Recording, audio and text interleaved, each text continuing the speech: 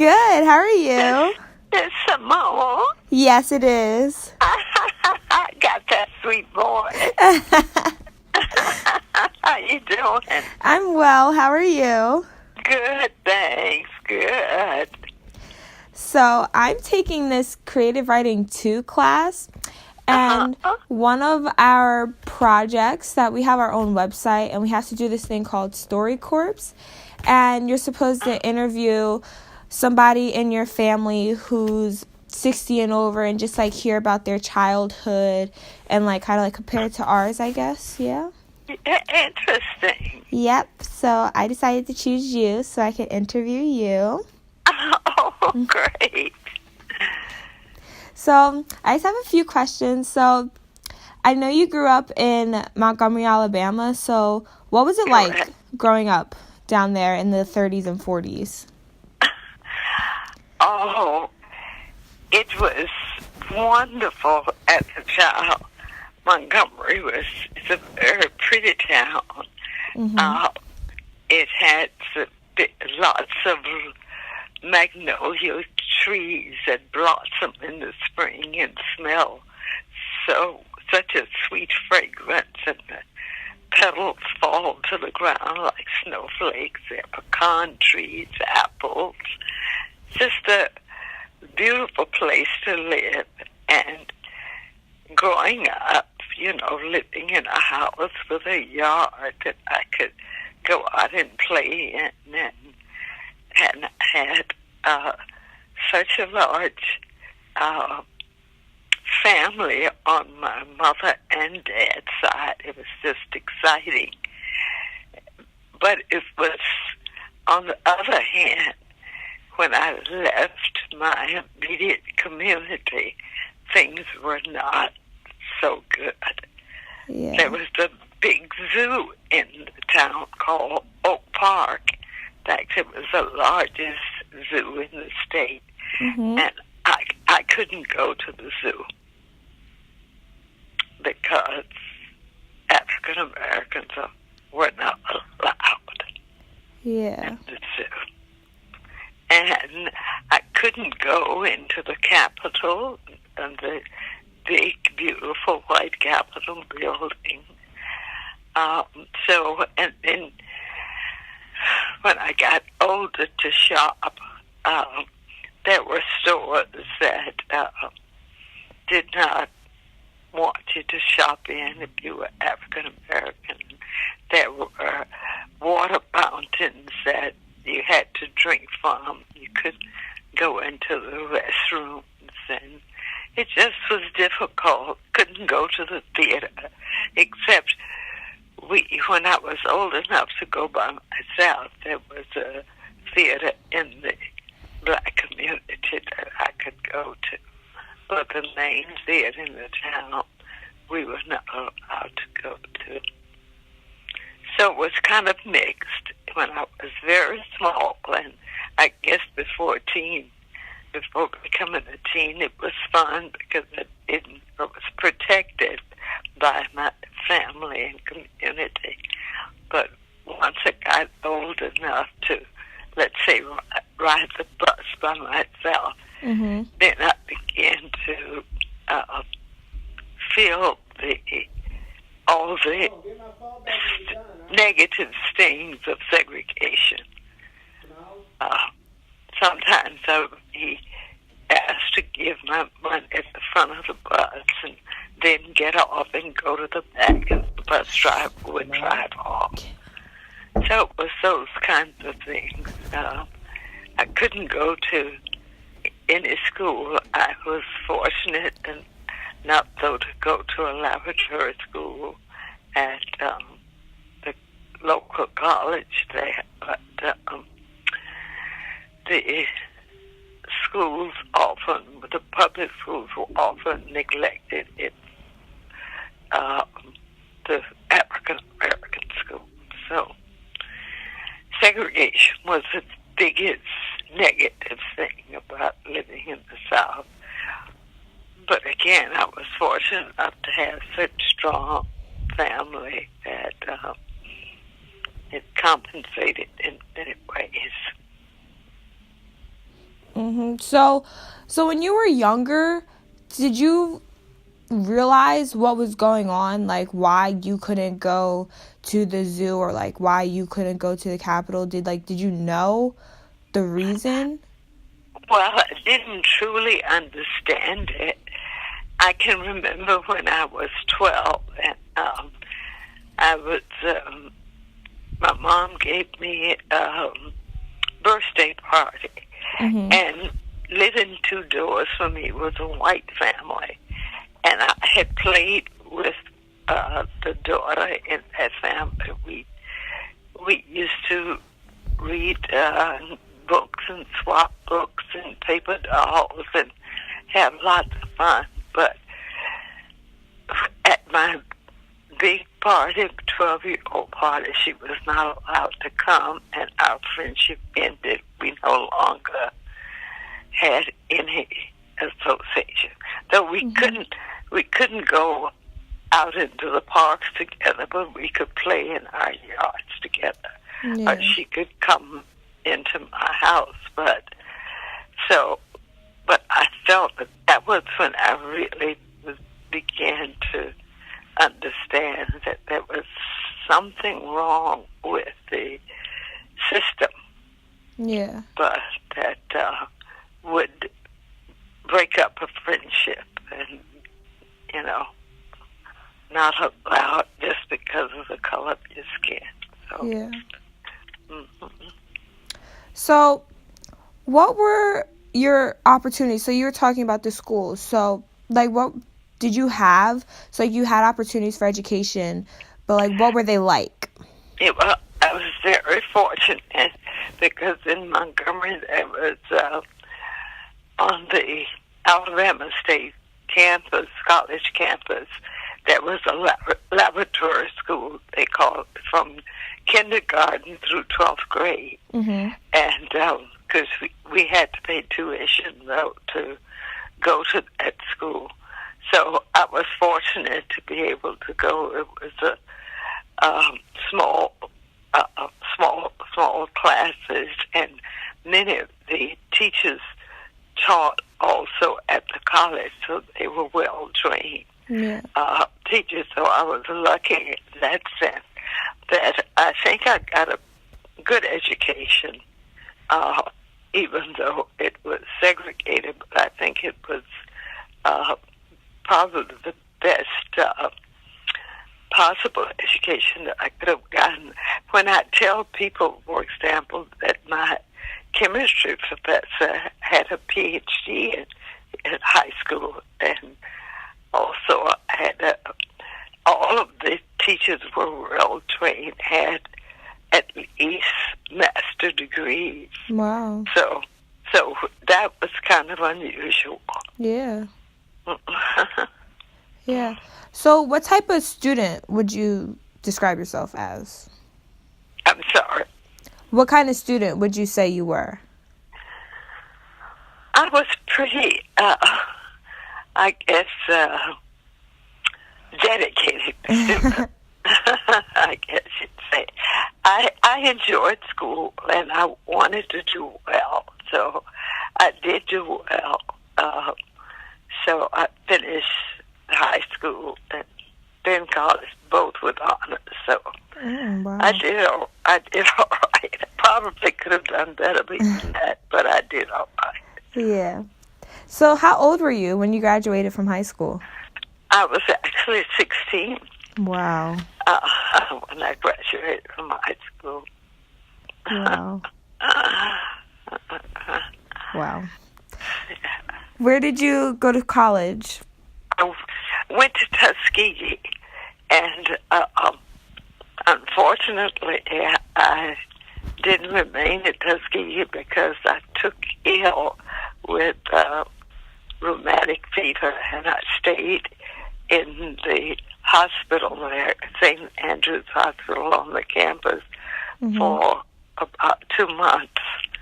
And then finally they brought me home, and I was in bed for almost a year, actually a year, before I was able to, it affected my walking. And so after that, they were afraid to let me go away. So I finished up at Alabama State. Wow. And then I got that master's, though, in New York at Hunter College. What did you get your master's in? In science education. Okay. So, what would you say were some of your most memorable moments or experiences in college? Oh, college, I think sometimes is just one of the best times of my life. Mm-hmm. I met friends that I've kept even to today. I was very involved in almost everything you could possibly. I was on the debating team in college.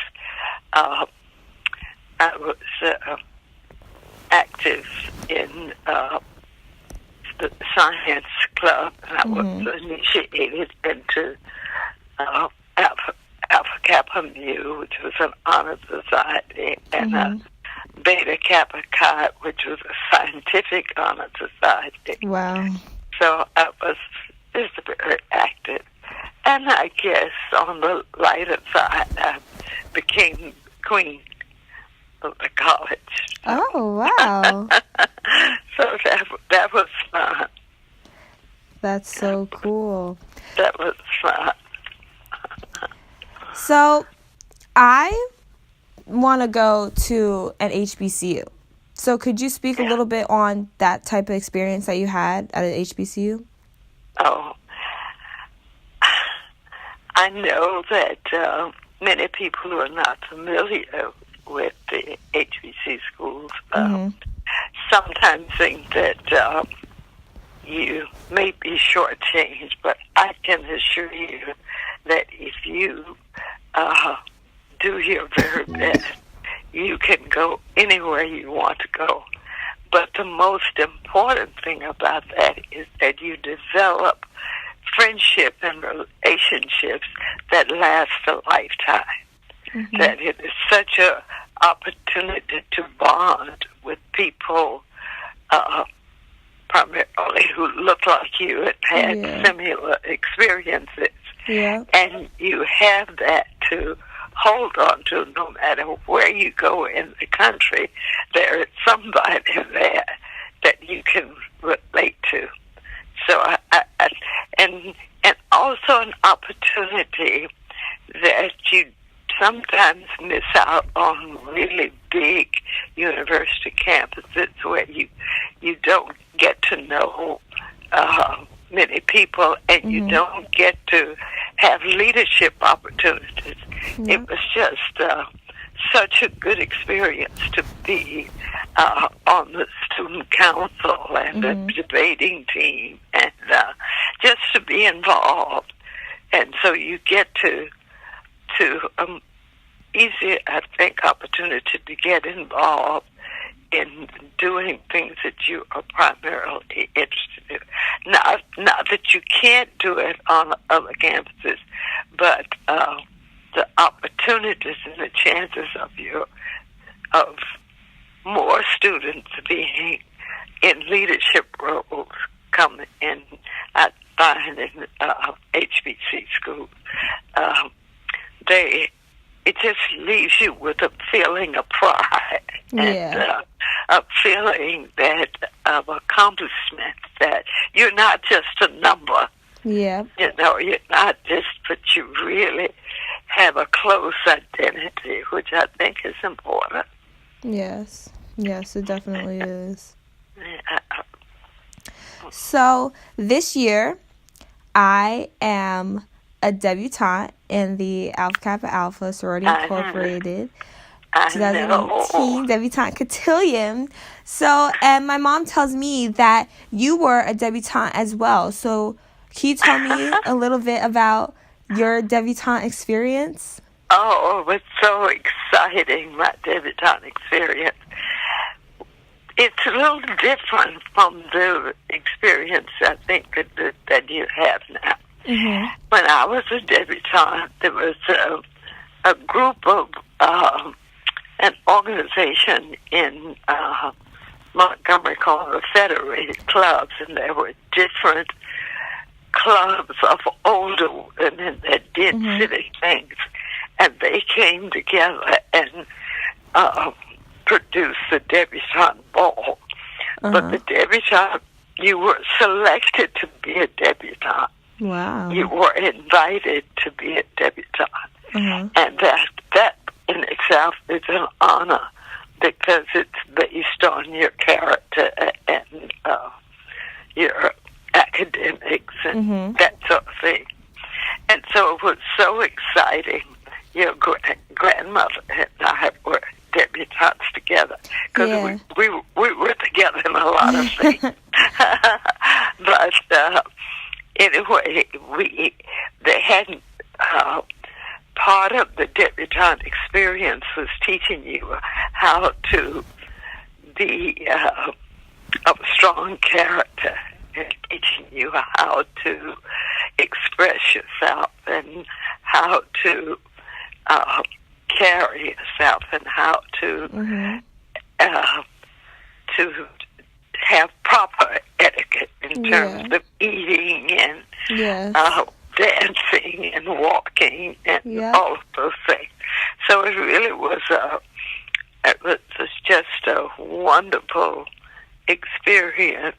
And we, because of segregation, we couldn't use, there was like a civic center in the town, but blacks were not allowed to go in. So our debutante ball was the first time that African Americans were allowed to go into the civic center and have this case. So it was special. Yes, most definitely. So you talked about my grandmom. So as you know, my grandma passed before I was born. So can you just tell me, I know that you and her were very close. So can you just tell me a little bit about her and your relationship with her? I don't remember not knowing you, Grandma. We were classmates from little kids up. And we were very close friends. We did everything together. And I think, was kind of responsible for her marrying your grandpa. And I was, I would, as a close friend, I would be speaking on her behalf to him and his behalf to her. So as I say, we did lots of things together. We were involved in most of the things that I've talked about together. We were in college together. We joined, as you know, the same sorority at the same time. Yeah. And so we were very close friends. And of course, after she married my uncle, it just made that bond even closer. Yes. Yeah. Yep. So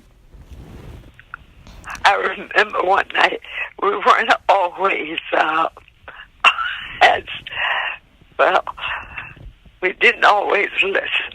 I remember one night, we had another classmate, a friend, a guy that liked her, that had an automobile. I guess we were seniors in high school. And both of our parents, her parents and mine, had said to you not to ride anywhere in Alan's car unless you tell us where you're going, And of course we did the most part. And so one night, Alan came by, and she and Alan came by, and the guy that was liking me came by, and he said, "Oh, we're just going to ride around the city and go through the cemetery." In the cemetery, there were, these humps in the road to slow you down. Yeah. And in the cemetery, there were lots of those to keep people from moving fast. So Mhm. we knew that we probably shouldn't be going. So we didn't exactly tell it. So, but he did that, but instead of staying there, he went out on the highway.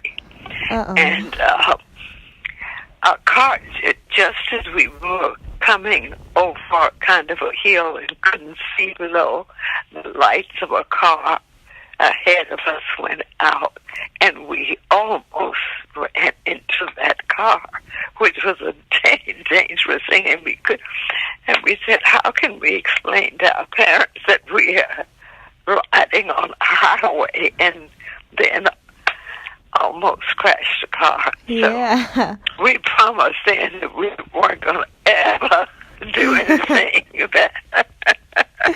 But sometimes you do foolish things when you're growing up. Yeah. Yeah.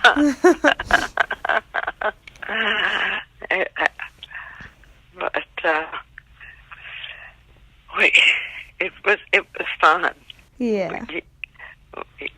We used to go everywhere together. Mhm.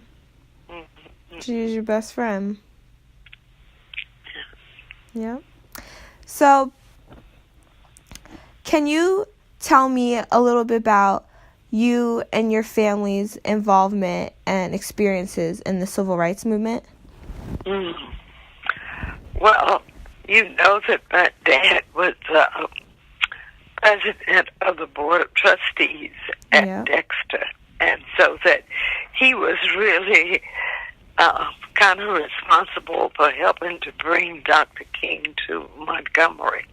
Wow. They had a minister there by the name of Vernon Johns, and he was really a tremendous speaker and a brilliant man, but kind of unorthodox, and so they wanted someone else, and after they didn't rehire Dr.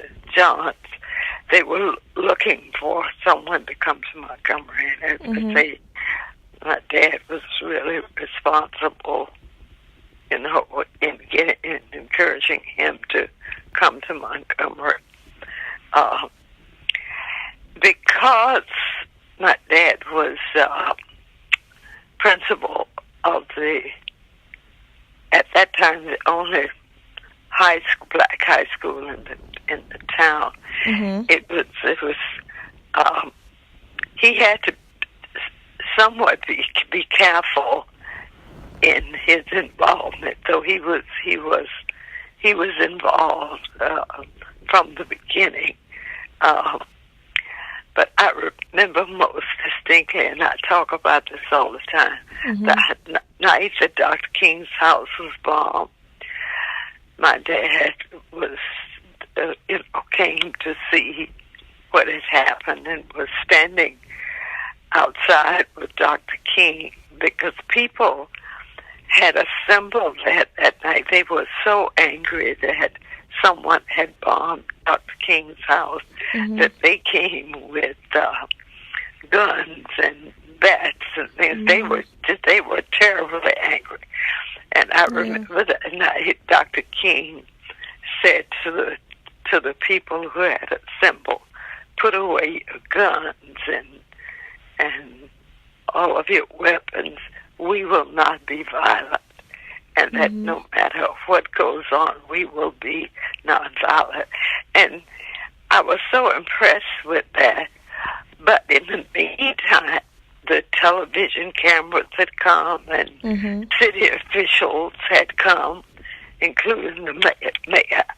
And so the mayor said to the crowd, we're going to find out who did this. Well, we knew that wasn't true because history had shown us that they didn't care about black homes being bombed or black people being hurt or killed. So we knew that wasn't true. So my father spoke up and said, "We're not concerned about the persons who did this bombing. We're concerned about you, that and the city council that make laws that create this kind of atmosphere that someone thinks that they can do it. That we're concerned about the policies that you make that, discriminate against people and create this negative atmosphere. Mm-hmm. I was so frightened for my dad that night, but I was also so proud of him. Yes. It's because I was afraid that they were going to harm him. Yes. Because, blacks didn't speak up. Yes. But so he was very much involved in it. My mother was close friends with Rosa Parks.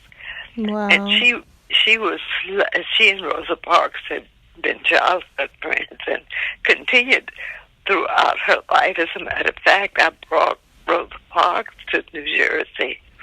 Really? And so she was. My mother was less involved day to day than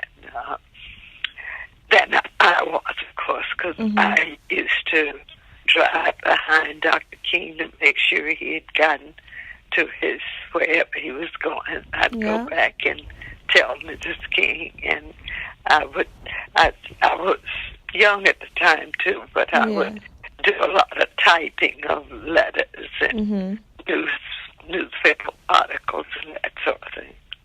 But the whole family was supportive in terms of helping to keep the cars, people donating money and driving their cars to help people get back and forth to work, just to keep them off of the buses. So that was it, and that was pretty much it. Wow. Wow. Interesting times. Yes, yes. And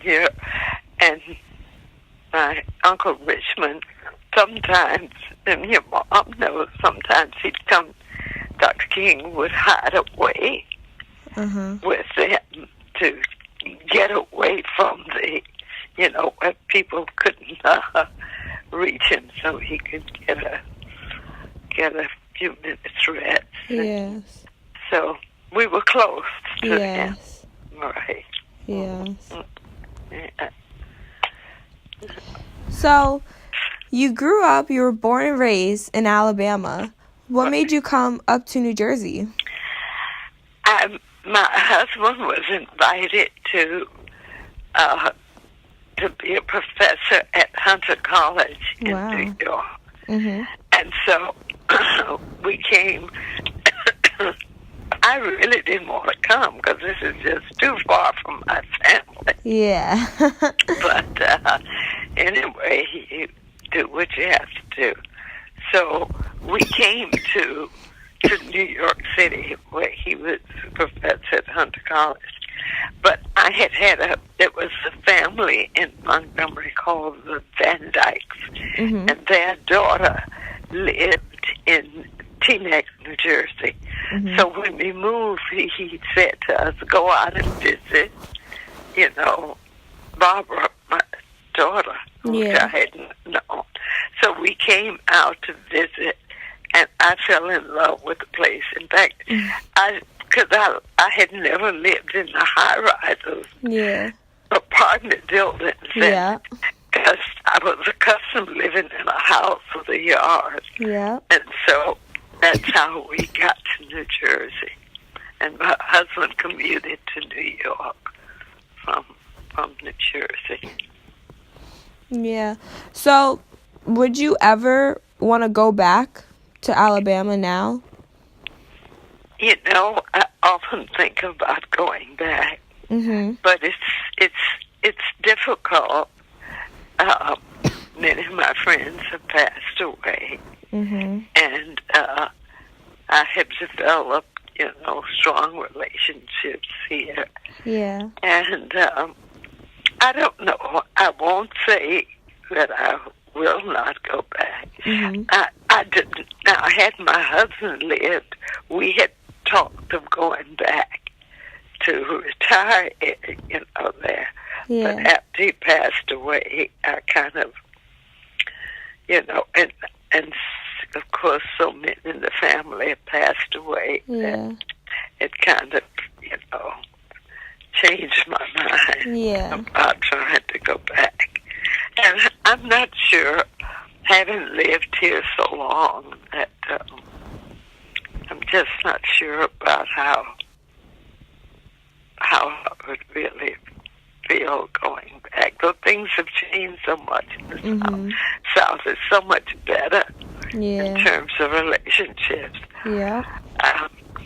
I guess I could. Just, and if my kids, of course, move that way, I would certainly go. Yes, yes. So, how many kids and grandkids do you have? I'm sorry. How many kids and grandkids do you have? Well, I know you have four kids. Four kids. Yep. But 10 grandkids. wow. And let's see. 1, 4, 5, 8 great-grands. Wow. Wow. You don't look like you can have 8 great-grandkids. Well, thank you. You're I do. welcome. Time these years fly by, Simone. Yes, it does. It does. Yeah, so you think you have enough for? Yes, I do. I love that. Just listening and hearing your stories that you have. Thank you so much. Well, thank you, and good luck with it. If you need more, just call me back. Okay, I will. And I'll see you at the debutante ball. Yes, you will. Okay. Good luck. Thank you. Give Courtney my love. I will. And Mom and Dad. I will. Love you, Aunt Baba. Okay, bye-bye. Bye-bye.